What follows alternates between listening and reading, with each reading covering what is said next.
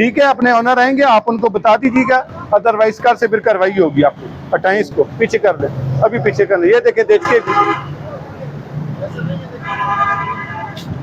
ये वाला सिलेंडर भी हटाएं,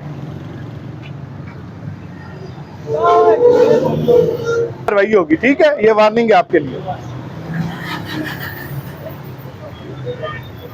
ये टैंकी जनाब अंदर कर देनी है, ठीक है, ये फिर दोबारा अभी हमें नजर नहीं आनी चाहिए। ठीक है, वार्निंग दे रहे हैं, अभी FIR होगी अगर नहीं होगी।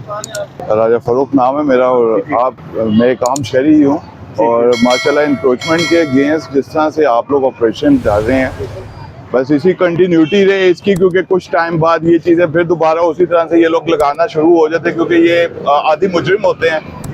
और अच्छी बात है, अभी इस वक्त बाजार को मैं देख रहा हूँ काफ़ी चेंज नज़र आ रहा है पहले की सिचुएशन से, क्योंकि मैं तो यहाँ का रहायशी हूँ। तो वेल डन सर, अच्छा आपने ट्रैफिक पुलिस की कारकर्दगी से आप सेटिस्फाइड सर? अल्हम्दुलिल्लाह। और बस एक वो जो सा आपको इशू मैंने बताया वो आपने रिजॉल्व करना है। Other than you are doing a good job and best of luck for future. Thank you so much, thank you.